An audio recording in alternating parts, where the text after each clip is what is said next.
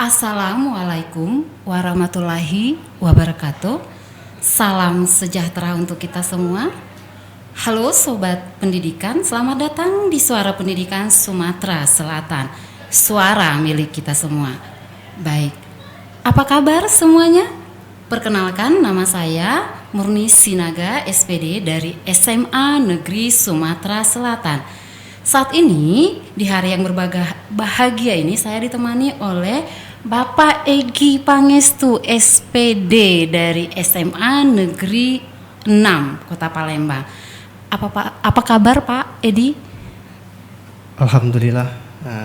Terima kasih Bu Murni Sinaga, SPD dari SMA Negeri Sumsel, Palembang ya. Iya, baiklah. Hari ini topik pembelajaran yang akan Bapak sampaikan ini mengenai pelajaran apa ya Pak? Oke. Pada hari ini kita akan mempelajari olahraga. Olahraga. Baiklah, tanpa berlama-lama kita langsung saja saksikan pembahasan materinya. Boleh, silakan Pak Egi. Oke. Baiklah, pada sore hari ini kita akan mempelajari olahraga. Materi yang kita akan pelajari pada hari ini yaitu kebugaran jasmani. Ibu Murni Sinaga, tahu tidak mengenai kebugaran jasmani itu apa? Kebugaran itu berarti kalau sebagai perempuan itu cantik ya, sehat dan cantik. Sehat dan cantik ya. Iya. Oke, itu definisi artinya diri kita sendiri, subjektif berarti ya. Betul. Oke. Di sini kita akan ada definisinya menurut Holik dan Maksum ya. Dari kebugaran jasmani itu sendiri ialah kemampuan kita atau seseorang kita itu melakukan aktivitas keseharian tanpa mengalami kelelahan yang berarti dan masih mempunyai cadangan sisa tenaga untuk melakukan aktivitas yang lain. Artinya kita walaupun banyak aktivitas dalam keseharian tapi tidak mengalami kelelahan yang berarti. Oh, berarti definisi cantik tadi termasuk juga enggak sih? Belum ya? Belum termasuk ya. Ya, selanjutnya ada 4 komponen ya yang menentukan kita bugar secara jasmani. Ya, ada kita daya tahan jantung, paru-paru, peredaran darah. Juga kita ada komposisi tubuh kita juga harus belajar ya. Dan kekuatan dan daya tahan otot maupun kelenturan dan sendi otot. Terus bagaimana sih cara kita meningkatkan kebugaran jasmani yang baik dan benar itu? Nah, ya kita kebugaran itu pastilah berhubungan sama aktivitas fisik ya Bu Murni. Dapat kita lakukan di mana saja dan kapan saja. Ya di rumah kita contohnya aktivitas keseharian, misalnya Ibu Murni sebagai ibu rumah tangga memasak. Lebih sering di dapur, benar. Ya, memasak, mencuci, betul, menyapu rumah, itu kan kebiasaan kodrat kita ya. Kodrat sebagai wanita ya dan ibu rumah tangga tentunya. Dan dalam perjalanan juga kan kita bisa berjalan dan sebagainya ya. Jadi di sekolah bisa juga kita berolahraga, aktivitas di sekolah terutamanya. Terus di tempat kerja, walaupun kita bekerja menghadap laptop keseharian kita laptop terus, tapi kita harus ada peregangan karena itu penting untuk menghindari cedera yang bisa kita dapatkan. Oke. Di tempat umum juga bisa kita lakukan aktivitas fisik itu, bisa bersepeda, berjalan, berlari dan sebagainya ya Bu. Nah, ini ada menurut Germas ya, Gerakan Masyarakat Sehat. Ada untung nggak gemas ya Pak ya, masih germas. Iya okay. Bu. Di sini ada intensitas ya latihan fisik. Sesuainya ada denyut jantung merupakan ukuran yang objektif untuk menilai tingkat kemampuan tubuh dan berolahraga untuk kesehatan. Intensitas yang digunakan adalah 60 sampai dengan 80% ya dari denyut jantung maksimal kita. Bisa dilihat ya, contoh intensitasnya untuk 20 tahun, maka intensitas latihan digunakan adalah 100% dari denyut jantung maksimal sama dengan 220 dikurangi usia. Artinya 220 misalnya umurnya 20 tahun, 200 ya 220 dikurangi 20 sama dengan 200 per menit ya. Oke. Terus ini kan kita digunakan itu maksimalnya 60 sampai dengan 80% ya. Baik. Jadi 60% ya dikalikan aja sama 200 denyut jantung per menit ya. Artinya kalau 60% 120 denyut nadinya per menit ya. Kalau 80%-nya artinya 160 denyut nadinya per menit. Wah, berarti aku harus rajin-rajin pencet tangan ini ya. Kalau pas lagi jalan apa masak apa mencuci ya. Iya, jadi kita melakukan aktivitas fisik itu menyesuaikan umur juga. Artinya kita harus tahu kemampuan maksimal dari tubuh kita dalam melakukan aktivitas fisik. Oke. Dan juga ya durasi dan frekuensinya. Ya, baiknya itu dilakukan 3 sampai 5 kali per minggu ya, dengan melakukan olahraga aerobik maupun anaerobik. Tentu juga kita harus melakukan mengukur dulu denyut jantung maksimal ya. Nah, ini yang harus kita hindari saat latihan fisik itu. Jangan kita paksakan diri kita saat latihan fisik ya. Artinya ya jika kita udah merasa nggak sanggup lagi, udah berhenti, stop. Karena kebanyakan orang memaksakan diri, banyak yang kejadian pingsan dan bisa tiba-tiba kolaps gitu di lapangan, Bu. Banyak kejadian kan olahragawan. Iya, bisa betul. kita saksikan di televisi kan, Bu. Selanjutnya melakukan latihan fisik tanpa pemanasan. Itu juga harus kita hindari. Artinya sebelum kita melakukan aktivitas fisik itu harus kita awali dengan pemanasan. Oke. Selanjutnya menggunakan pakaian, sepatu dan perlengkapan yang tidak sesuai. Artinya pakaian kantor tidak bisa digunakan saat kita berolahraga gitu. Kurang pas ya, kurang matching. Artinya kita harus menyesuaikan di mana kita melakukan aktivitas itu kan. Oke. Menyesuaikan diri lah. Nggak mungkin kalau mau sepak bola pakai baju renang ya. Iya. Iya betul. Iya, betul. Kurang lebih kayak gitu, Bu. Terus di sini ada kita meningkatkan daya tahan jantung, paru-paru dan peredaran darah ya. Bisa kita caranya berlari ya. Karena lari itu sangat bagus sekali untuk kita meningkatkan daya tahan jantung, paru-paru dan peredaran darah kita. Banyak caranya larinya, secara terus-menerus untuk berguna juga untuk memperbaiki keadaan tetap dan keseimbangan antara pengeluaran tenaga, pengambilan zat asam selama latihan berlangsung. Lari dengan kecepatan jarak bervariasi juga sangat bagus. Lari parlek dan lari di bukit-bukit ya. Ke Bukit Besar bisa enggak?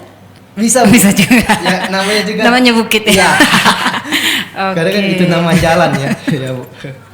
Terus ada meningkatkan kekuatan otot, bisa push up, sit up, back up dan squat jump. Squat jump. Iya, itu bisa kita lakukan di rumah maupun di kantor juga bisa. Kalau saya dulu ingat squat jump ini kalau saya dihukum, Pak. Oh iya, saat olahraga. Berarti memang bagian dari olahraga Iya. yang betul-betul membangun fisik kebugaran ya. Betul sekali, Bu. Nah, di sini kita meningkatkan ada juga kelenturan ya. Tubuh kita ini harus lentur. Kenapa? Karena merupakan pola gerakan ayunan dari putaran sederhana. Jadi kita lentur dalam bergerak, dalam kita melakukan aktivitas kan harus lentur. Jika kita kaku dalam melakukan aktivitas ya nggak bagus hasilnya. Life never flat. Oke, Seperti itu. ada tagline itu ya. Iya, betul sekali, Bu. Nah, di sini juga ada komposisi tubuh ya. Kita namanya itu IMT ya atau indeks massal Tubuh. Iya, kayak gitu. Berat badan atau kilogram per tinggi badan kuadrat ya. Adalah perbandingan berat tubuh berupa lemak dengan berat tubuh tanpa lemak yang diletakkan dalam persentase lemak tubuh ya. Terus kita masuk ya yang apa?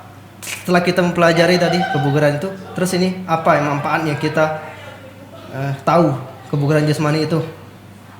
Apa sih manfaatnya itu?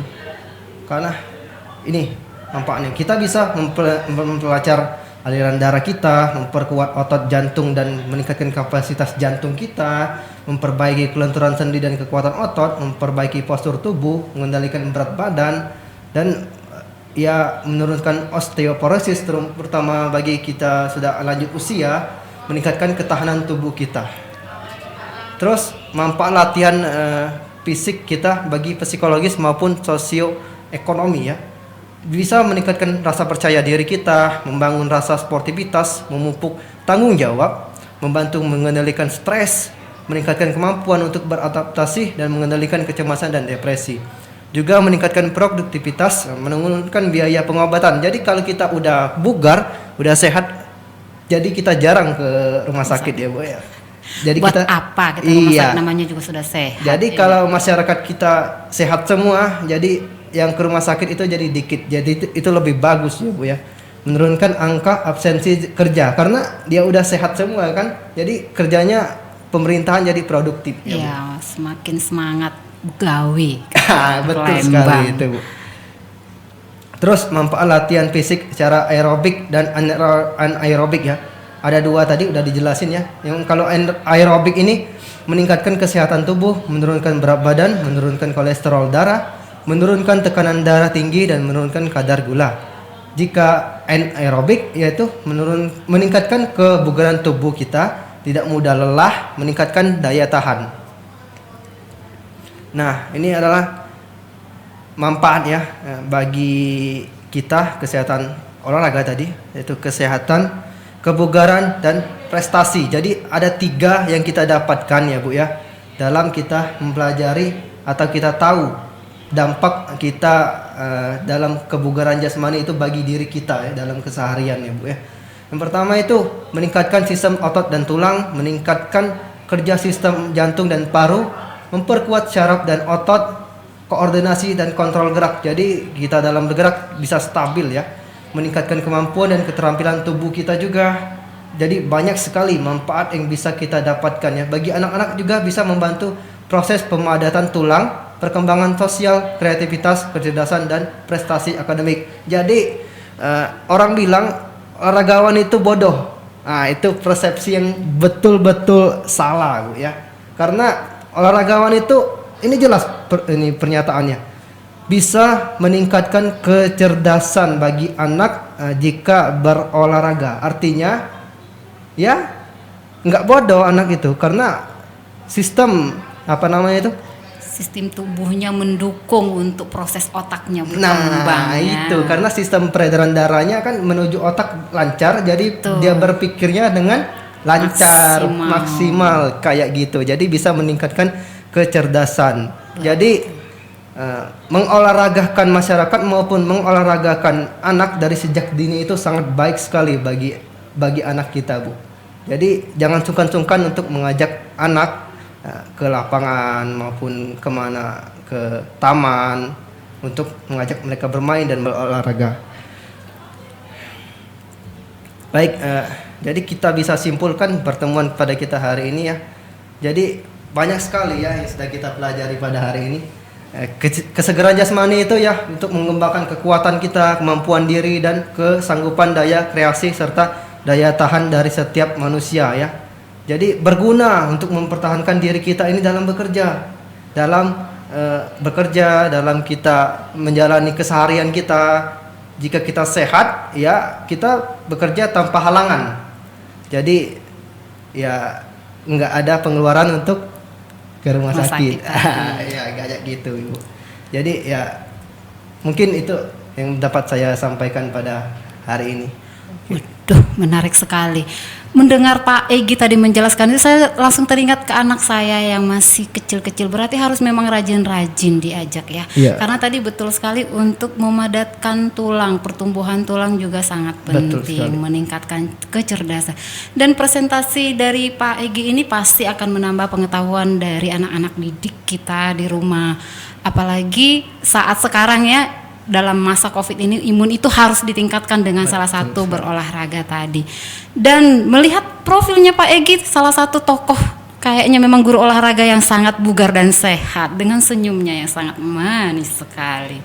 Baiklah, sangat menarik sekali pembahasan kita ini dan saya berharap sebagai rekan guru yang benar-benar ingin memajukan kesehatan mental dan kesehatan tubuh dari siswa-siswa kita, sangat mendukung untuk kebugaran fisik olahraga tadi. Baiklah, terima kasih Pak Egy untuk ilmu dan waktunya yang sudah disampaikan pada hari ini. Sampai bertemu pada segmen-segmen berikutnya dengan materi yang jauh lebih menarik nanti yang mungkin Pak Egy bisa sampaikan. Ya, saya Murni Sinaga dan Bapak Egy dari SMA 6 tadi ya, dari SMA 6 pamit undur diri. Assalamualaikum warahmatullahi wabarakatuh.